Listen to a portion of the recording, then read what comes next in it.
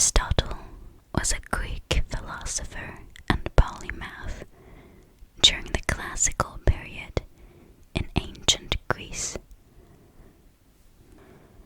Taught by Plato, he was the founder of the Lyceum, the peripatetic school of philosophy, and the Aristotelian tradition. His writings covered many subjects, including physics, biology, zoology, metaphysics, logic, ethics, aesthetics, poetry, theater, music, rhetoric, psychology, linguistics, economics, politics, meteorology, geology, and government. Aristotle provided a complex synthesis of the various philosophies existing prior to him.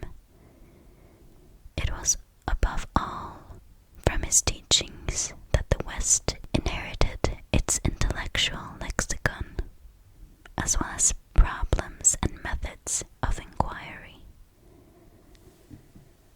As a result, his philosophy has exerted a unique influence on almost every form of knowledge in the West, and it continues to be the subject of contemporary philosophical discussion. In general, the details of Aristotle's life are not well established. The biographies written in ancient times are often speculative, and historians only agree on a few salient points. Aristotle, whose name means the best purpose in ancient Greek, was born in 384 BC in Stagira, Chalcidice, about 55 kilometers east of modern-day Thessaloniki. His father, Nicomachus, was the personal physician of King Amyntas of Macedon. While he was young, Aristotle learned about biology and medical information, which was taught by his father. Both of Aristotle's parents died when he was about 13, and Proxenus of Athanaeus became his guardian. Although little information about Aristotle's childhood has survived, he probably spent some time within the Macedonian palace, making his first connections with the Macedonian monarchy. At the age of 17 or 18, Aristotle moved to Athens to continue his education at Plato's Academy. He probably experienced the Eleusinian mysteries, as he wrote when describing the sights one viewed at the Eleusinian mysteries.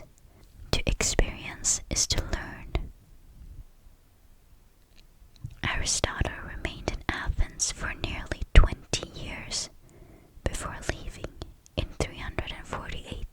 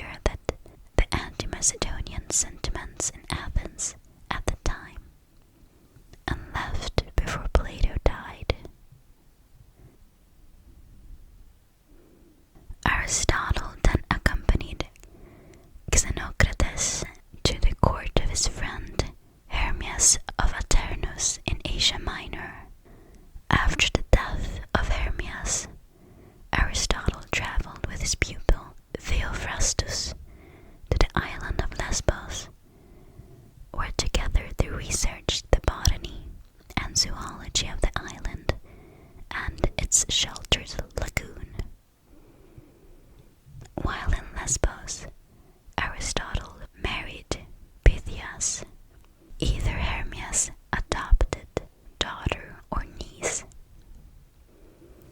She bore him a daughter, whom they also named Pythias.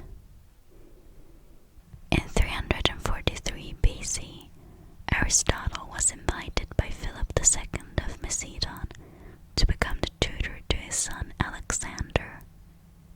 Aristotle was appointed as the head of the Royal Academy of Macedon. During Aristotle's time in the Macedonian court, he gave lessons not only to Alexander, but also to two other future kings, Ptolemy and Cassander. Aristotle encouraged Alexander toward Eastern conquest, and Aristotle's own attitudes toward Persia was unabashedly ethnocentric. In one famous example, he counsels Alexander to be a leader to the Greeks and a despot to the barbarians, to look after the former as after friends and relatives, and to deal with the latter as with beasts or plants. By 335 BC, Aristotle had returned to Athens, establishing his own school there, known as the Lyceum. Aristotle conducted courses at the school for the next 12 years. While in Athens, his wife Pythias died, and Aristotle became involved with Harpylus of Stagira, who bore him a son, whom he named after his father, Nicomachus. This period in Athens, between 335 and 323 BC, is when Aristotle is believed to have composed many of his works. He wrote many dialogues, of which only fragments have survived. Those works that have survived are in treatises, and were not, for the most part, intended for widespread publication. They are generally thought to be lecture aids for his students. His most important treatises include Physics, Metaphysics, Nicomachean Ethics, Politics, On the Soul, and Poetics. Aristotle studied and made significant contributions to logic, metaphysics, mathematics, physics, biology, botany, ethics, politics, agriculture, medicine, dance, and theater. Near the end of his life, Alexander and Aristotle became estranged over Alexander's relationship with Persia and the Persians. A widespread tradition in antiquity suspected Aristotle of playing a role in Alexander's death, but the only evidence of this is an unlikely claim made some 6 years after the death. Following Alexander's death, anti-Macedonian sentiment in Athens was rekindled. In 322 BC, Demophilus and Eurymedon, the Hierophant, reportedly denounced Aristotle for impiety, prompting him to flee to his mother's family estate in Chalcis, at which occasion he was said to have stated, "I will not allow the Athenians to sin twice against philosophy," of reference to Athens' trial and execution of Socrates. He died in Chalcis of natural causes later that same year. his student Antipater as his chief executor, and leaving a will in which he asked to be buried next to his wife. With the prior analytics, Aristotle is credited with the earliest study of formal logic, and his conception of it was the dominant form of Western logic until the 19th century advances in mathematical logic. Kant stated in the Critique of Pure Reason that with Aristotle, logic reached its completion. What is today called Aristotelian logic, with its types of syllogism or methods of logical arguments, Aristotle himself would have called analytics. The term logic was reserved to mean dialectics. Most of Aristotle's work is probably not in its original form, because it was most likely edited by students and later lecturers. The logical works of Aristotle were compiled into a set of 6 books called the Organon around 40 BC by Andronicus of Rhodes or others among his followers.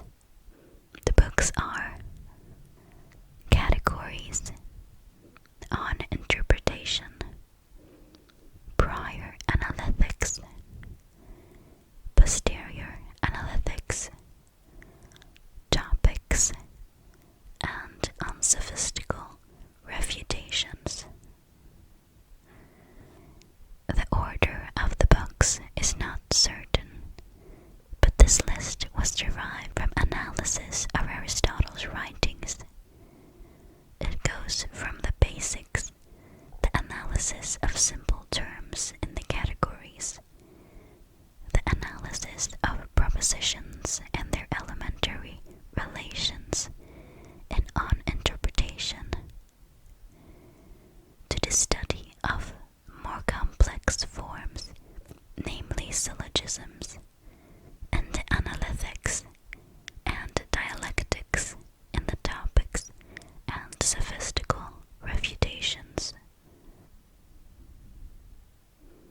The first 3 treatises form the core of the logical theory Scripto sensu, the grammar of the language of logic, and the correct rules of reasoning. The word metaphysics appears to have been coined by the 1st century AD editor who assembled various small sections of Aristotle's work to the treatise we know by the name Metaphysics. Aristotle called it first philosophy and distinguished it from mathematics and natural science or physics as the contemplative philosophy, which is theological and studies the divine.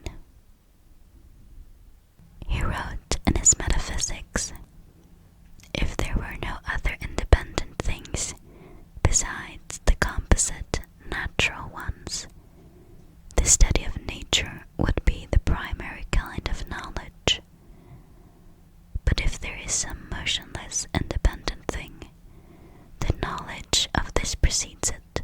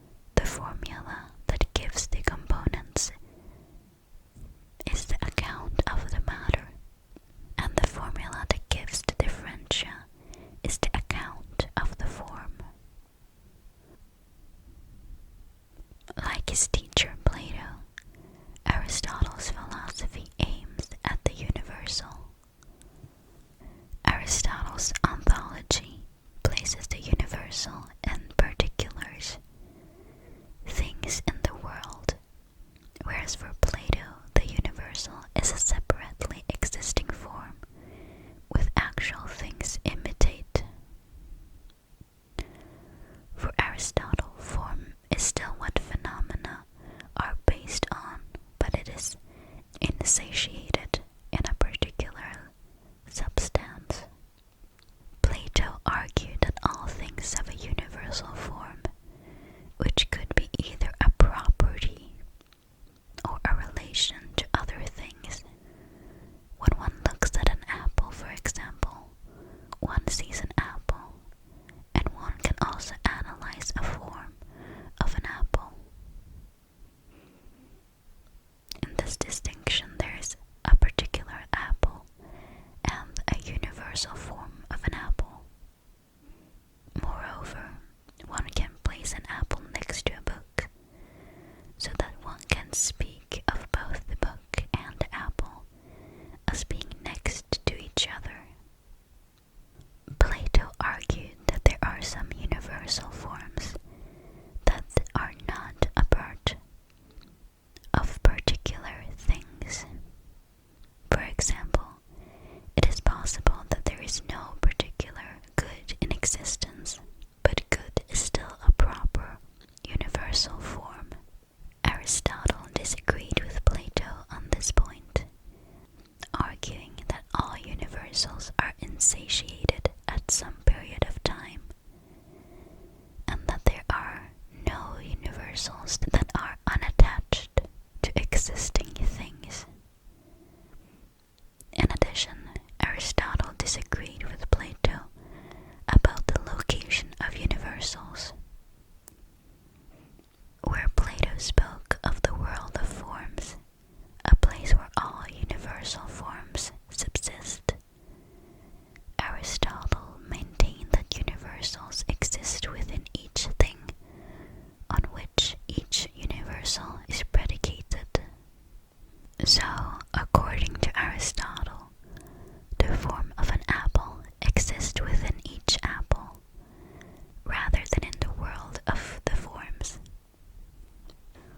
When regard to the change and its causes now, as he defines in physics and on generation and corruption, he distinguishes the coming to be from first growth and diminution, which is change in quantity. Secondly, locomotion, which is change in space. And thirdly, alteration, which is change in quality. The coming to be is a change where nothing persists, of which the resultant is a property. In that particular change, he introduces the concept of potentiality and actuality in association with the matter and the form.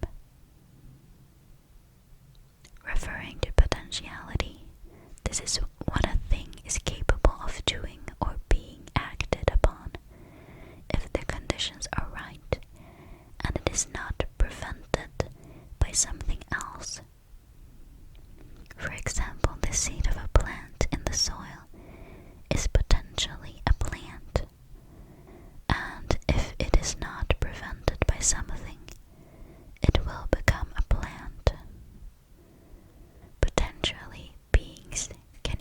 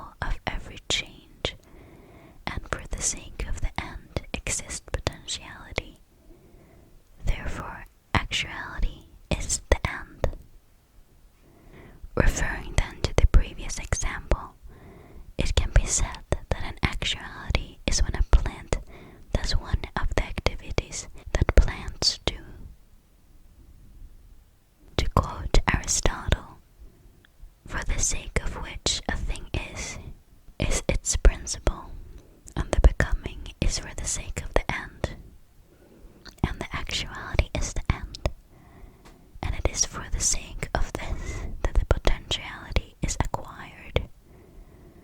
For animals do not see in order that they may have sight, but they have sight that they may see. In summary, the matter used to make a house has potentiality to be a house, and both the activity of building and the form of the final house are actualities, which is also a final cause or the end. Then Aristotle proceeds and concludes that the actuality is prior to potentiality in formula, in time, and in substantiality. With this definition of the particular substance, Aristotle tries to solve the problem of the unity of the being. For example, what is it that makes a man one? Since according to Plato there are two ideas, animal and biped, how then is man a unity? However, according to Aristotle, the potential being and the actual one are one and the same thing. Aristotle's immanent realism means his epistemology is based on the study of things that exist or happens in the world, and rises to knowledge of the universal, whereas for Plato, epistemology begins with knowledge of universal forms and descends to knowledge of particular imitations of these. Aristotle uses induction from examples alongside deduction, whereas Plato relies on deduction from a priori principles. Aristotle's natural philosophy spans a wide range of natural phenomena, including those now covered by physics, biology, and other natural sciences. In Aristotle's terminology, natural philosophy is a branch of philosophy examining the phenomena of the natural world, and includes fields that would be regarded today as physics, biology, and other natural sciences. Aristotle's work encompasses virtually all facets of intellectual inquiry. Aristotle makes philosophy in the broad sense coextensive with reasoning, which he also would describe as science. However, his use of the term science carries a different meaning than that covered by the term scientific method. For Aristotle, all science is either practical, poetical, or theoretical. His practical science includes ethics and politics. His poetical science means the study of fine arts, including poetry. His theoretical science covers physics, mathematics, and metaphysics. In his On Generation and Corruption, Aristotle related each of the four elements proposed earlier by Empedocles, earth, water, air, and fire, to two of the four sensible qualities, hot, cold, wet, and dry. In the Empedoclean scheme, all matter was made of the four elements in differing proportions. Aristotle's scheme added the heavenly ether, the divine substance of the heavenly spheres, stars, and planets. Aristotle describes two kinds of motions: violent or unnatural motion, such as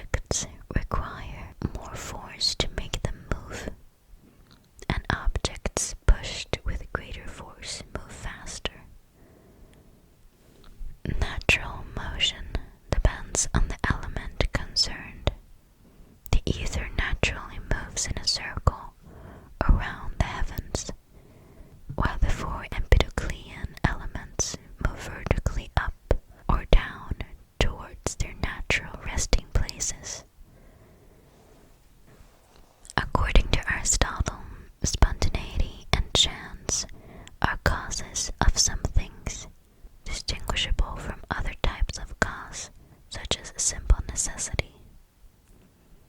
Chance, as an incidental cause, lies in the realm of accidental things, from what is spontaneous.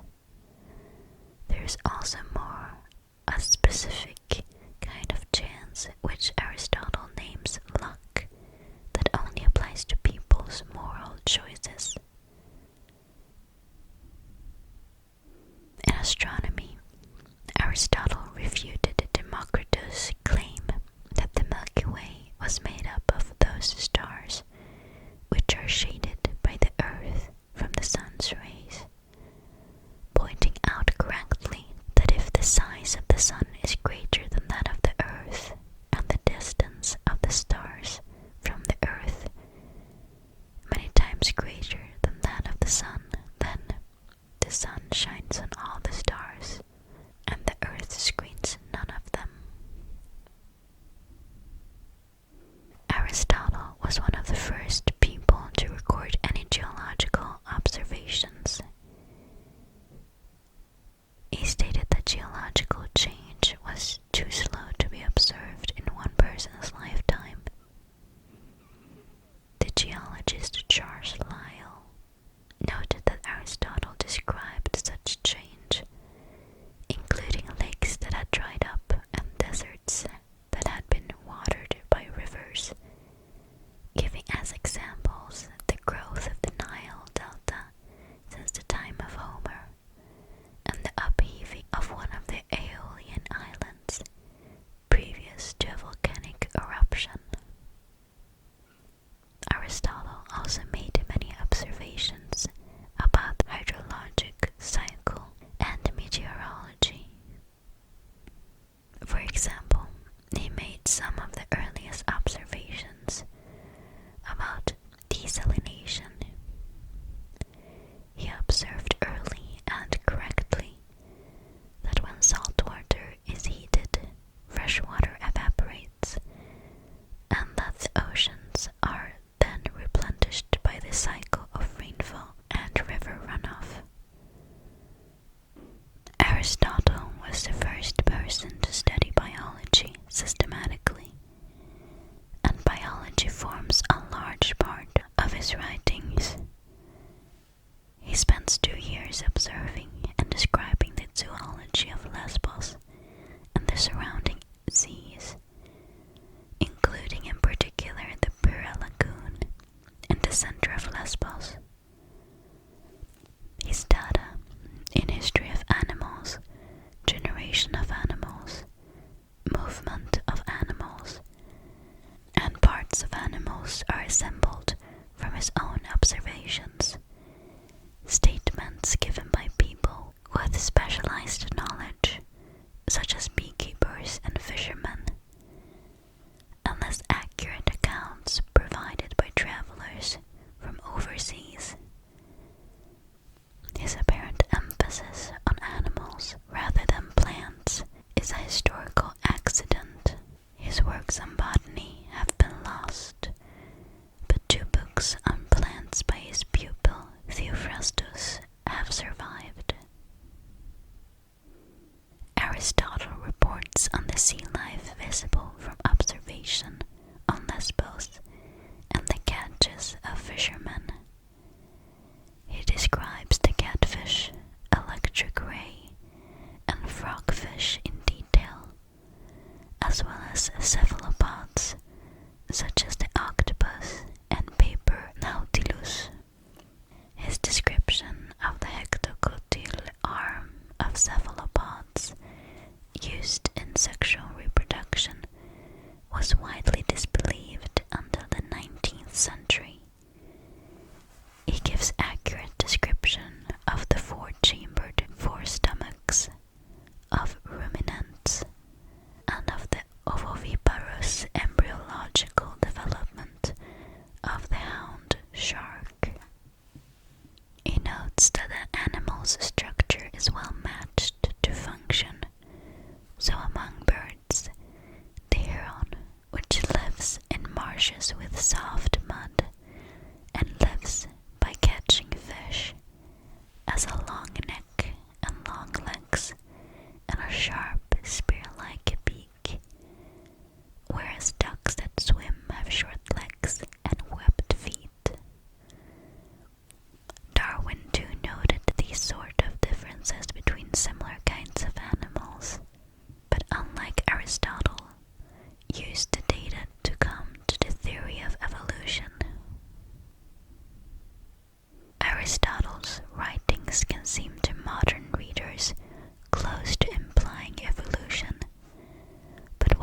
Aristotle was aware that new mutations or hybridizations could occur, he saw these as rare accidents. For Aristotle, accidents like heat waves in winter must be considered distinct from natural causes. He was thus critical of empirically materialist theory of a survival of the fittest, origin of living things and their organs, and ridiculed the idea that accidents could lead to orderly results. To put his views in modern terms, he nowhere says that different species can have a common ancestor, or that one kind can change into another, or that kinds can become extinct. Aristotle distinguished about 500 species of animals, arranging these in the history of animals in a graded scale of perfection, a non-religious version of the Scala Naturae, with man at the top. His system had 11 grades of animals, from highest potential to lowest, expressed in their form at birth. The highest gave live birth to hot and wet creatures. The lowest laid cold, dry, mineral-like eggs. Animals came above plants, and these in turn were above minerals, what the modern zoologist would call vertebrates, as the hotter animals with blood, and below them the colder invertebrates, as animals without blood. Those with blood were divided into live-bearing mammals and egg-laying bird, reptiles, and fish. Those without blood were insects, crustaceans, and the hard-shelled mollusks. He recognized that animals did not exactly fit into a linear scale, and noted various exceptions, such as the shark had a placenta, like the tetrapods. To a modern biologist, the explanation not available to Aristotle is convergent evolution. He believed that purposive final causes guided all natural processes. This teleological view justified his observed data as an expression of formal design. Aristotle's psychology, given in his treatise On the Soul, points to 3 kinds of soul: the vegetative soul, the sensitive soul, and the rational soul. Humans have a rational soul. The human soul incorporates the powers of the other kinds. Like the vegetative soul, it can grow and nourish itself. Like the sensitive soul, it can experience sensation and move locally. The unique part of the human rational soul is its ability to receive forms of other things and to compare them using the nous, or intellect, and logos, reason. For Aristotle, the soul is the form of a living being, because all being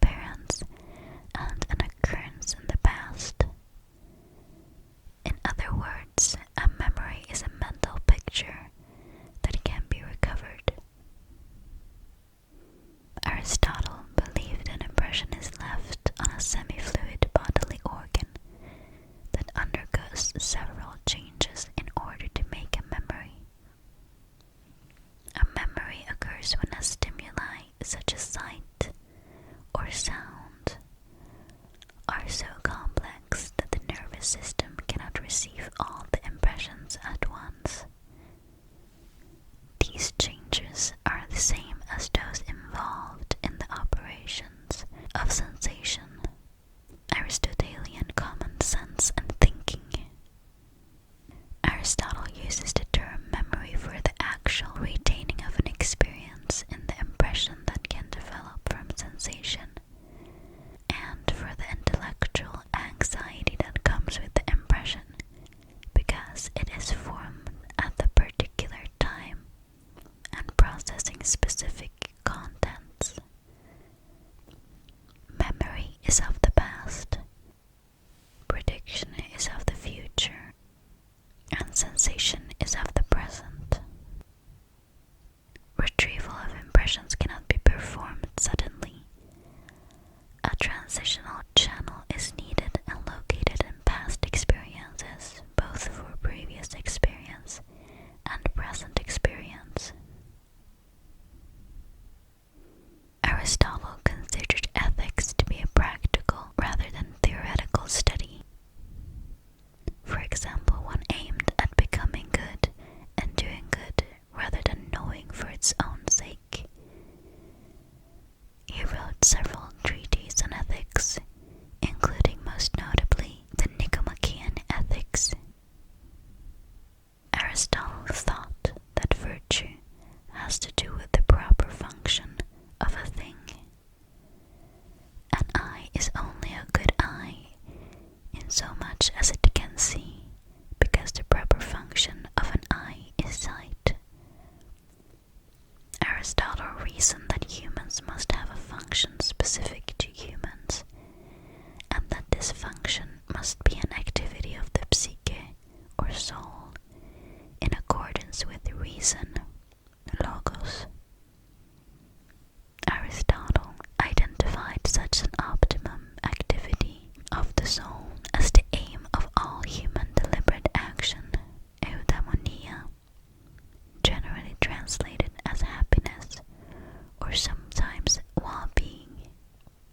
To have the potential of ever being happy in this way necessarily requires a good character or ethical virtue.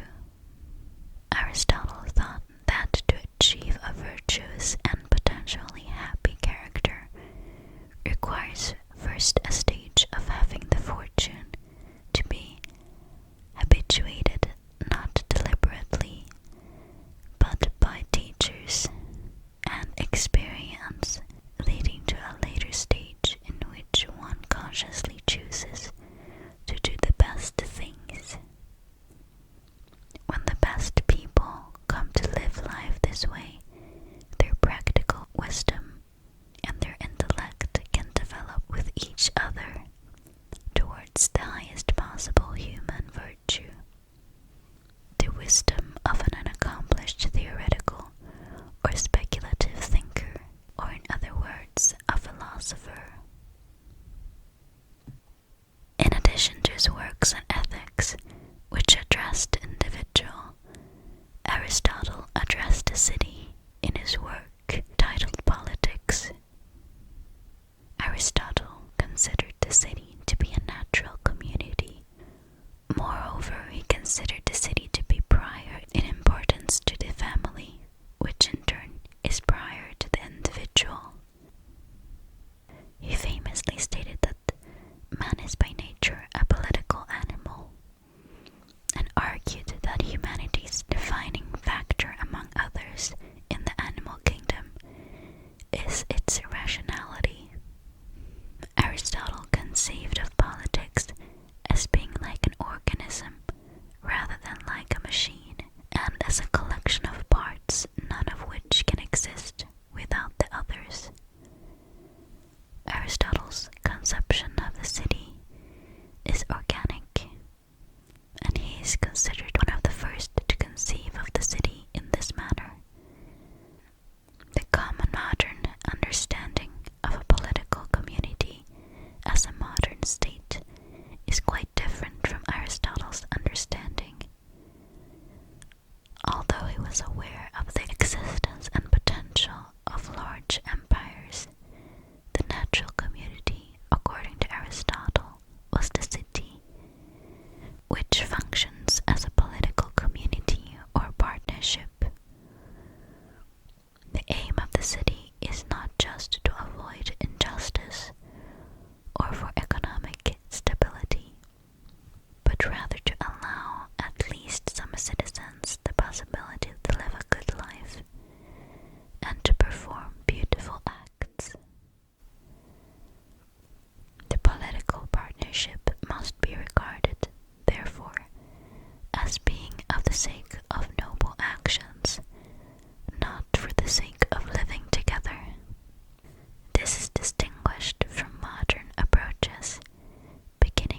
social contract theory, according to which individuals leave the state of nature because of fear of violent death or its inconveniences. In Protrepticus, the character Aristotle states, "For we all agree that the most excellent man should rule, i.e. the supreme by nature, and that the law rules and alone is authoritative. But the law is a kind of intelligence, i.e. discourse based on intelligence. And again, what standard do we have? What criterion of good things that is more precise than the intelligent man? For all that this man will choose, if the choice is based on his knowledge, are good things and their contraries are bad. And since everybody chooses most of all what conforms to their own proper dispositions, it is clear that the intelligent man will choose most of all to be intelligent, for this is the function of that capacity. Hence, it's evident that, according to the most authoritative judgment, intelligence is supreme among goods." As Plato's disciple, Aristotle was rather skeptical concerning democracy, and following Plato's vague ideas, he developed a coherent theory of integrating various forms of power into a so-called mixed state.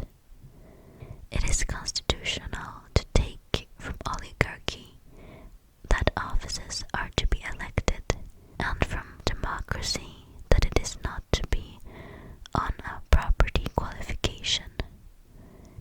This then is the mode of the mixture, and the mark of a good mixture of democracy and oligarchy is when it is possible to speak of the same constitution as a democracy and as an oligarchy.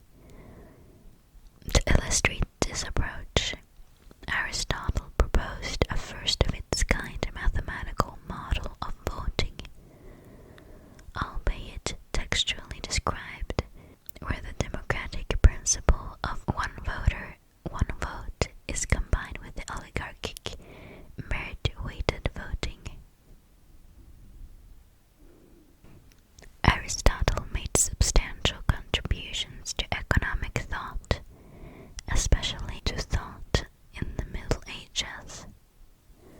In politics, Aristotle addresses the city, property, and trade.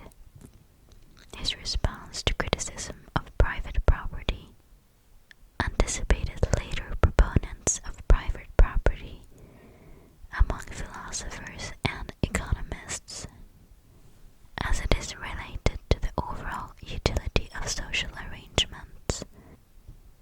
Aristotle believed that although communal arrangement may seem beneficial to society, and that although private property is often blamed for social strife, such evils, in fact, come from human nature. In politics, Aristotle offers one of the earliest accounts of the origin of money. Money came into use because people became dependent on one another, importing what they needed and exporting the surplus.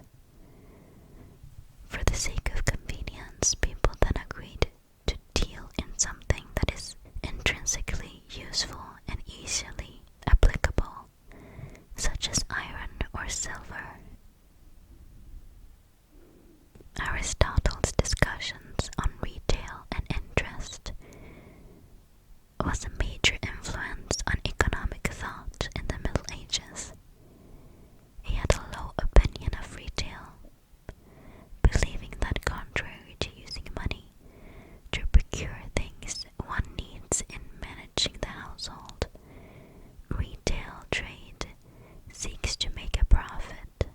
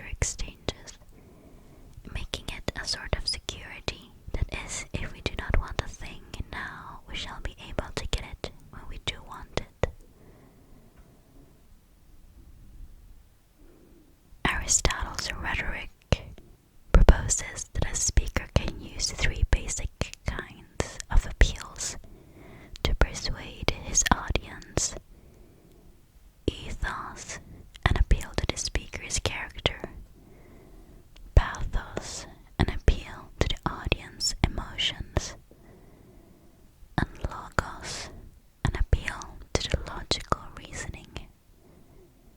He also categorized rhetoric into three genres: epideictic, which are ceremonial speeches dealing with praise or blame; forensic, judicial speeches over guilt or innocence; and deliberative, speeches calling on an audience to make a decision on an issue.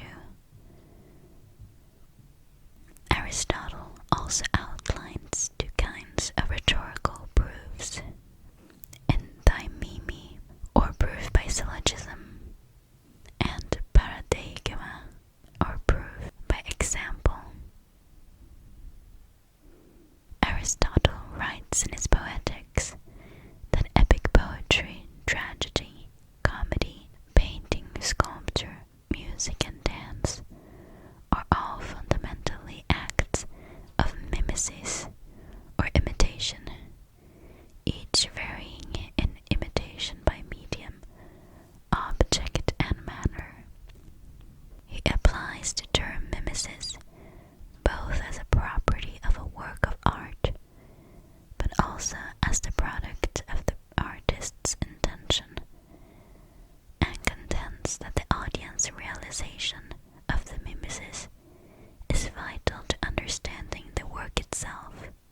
He states that mimesis is a natural instinct of humanity that separates humans from animals, and that all human artistry follows the pattern of nature. Because of this, Aristotle believed that each of the mimetic arts possesses what Stephen Halliwell calls highly structured procedures for the achievement of their purposes.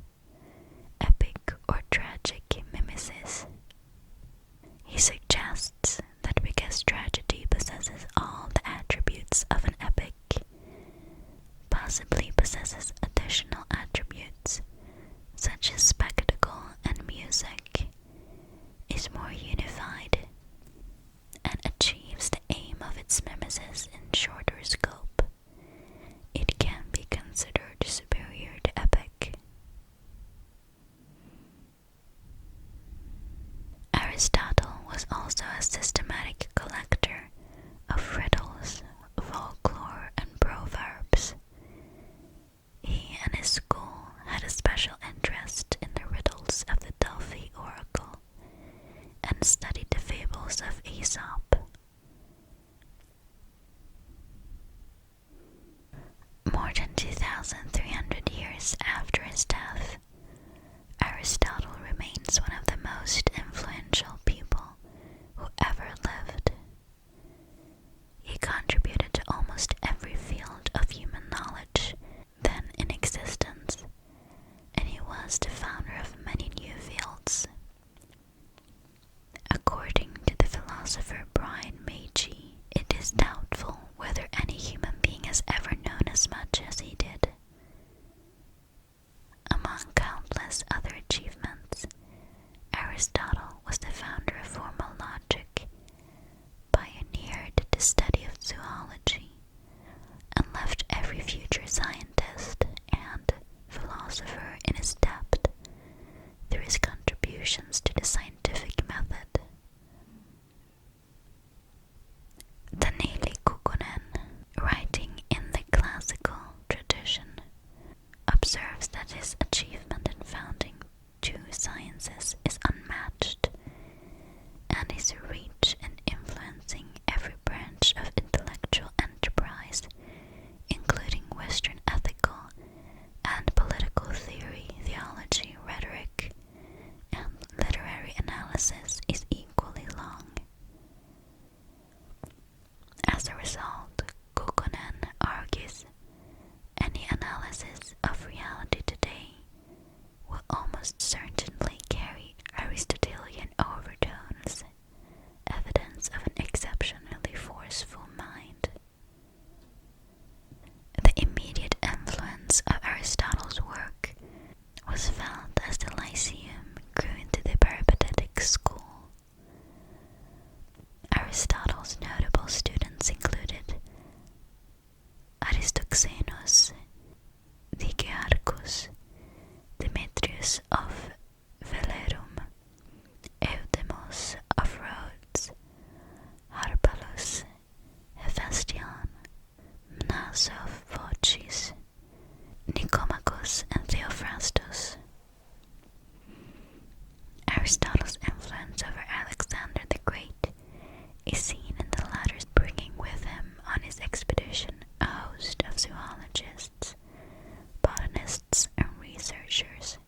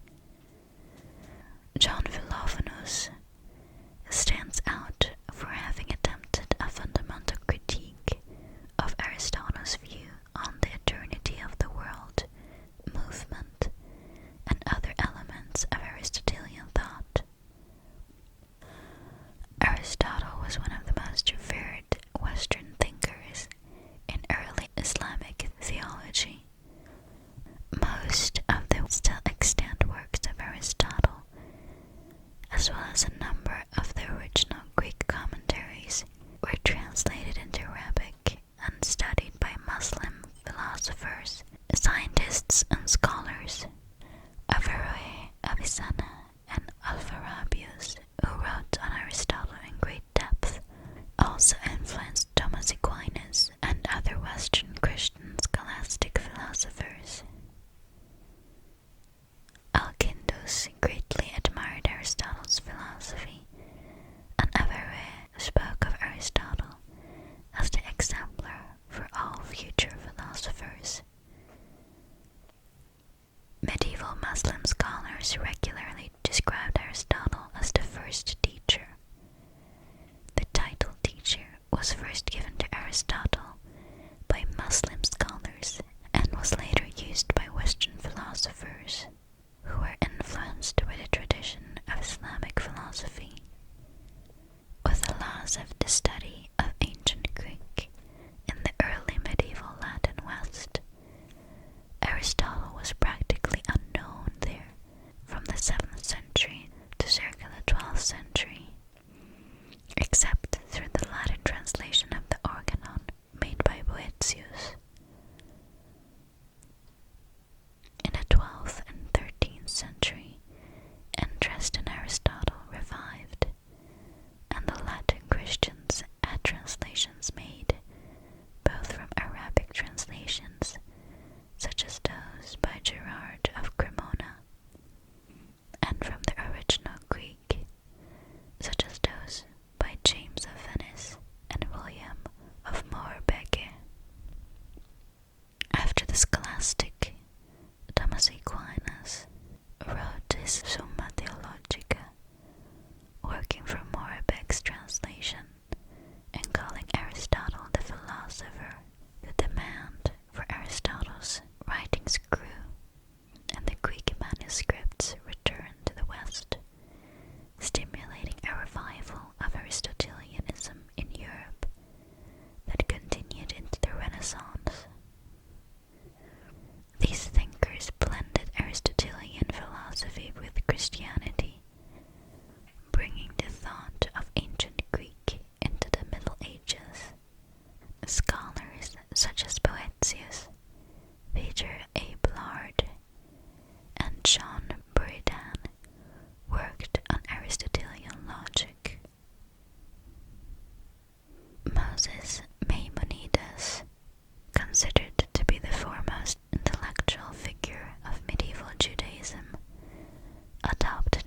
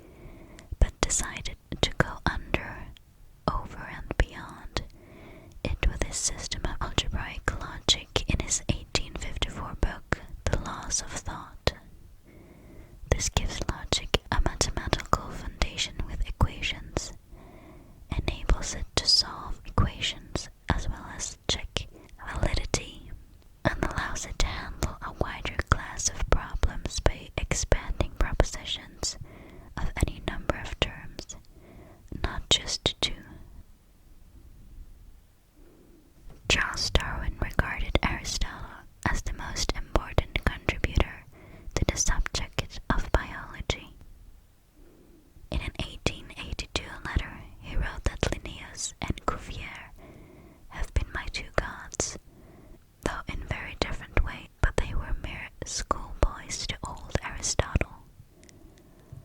Also, in later editions of the book The Origin of the Species, Darwin traced evolutionary ideas as far back as Aristotle.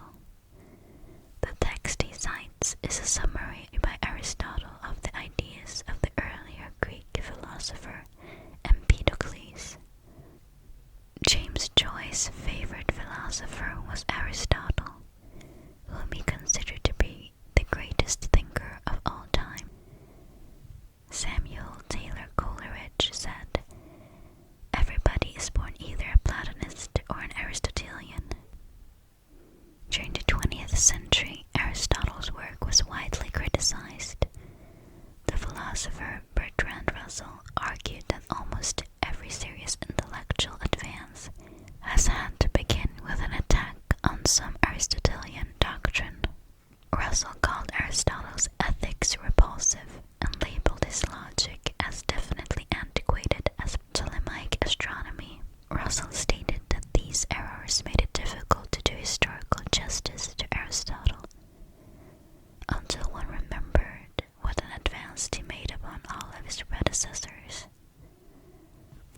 The Dutch historian of science Edward John Dijksterhuis wrote that Aristotle and his predecessors showed the difficulty of science by proceeding so readily to frame a theory of such a general character on limited evidence from their senses.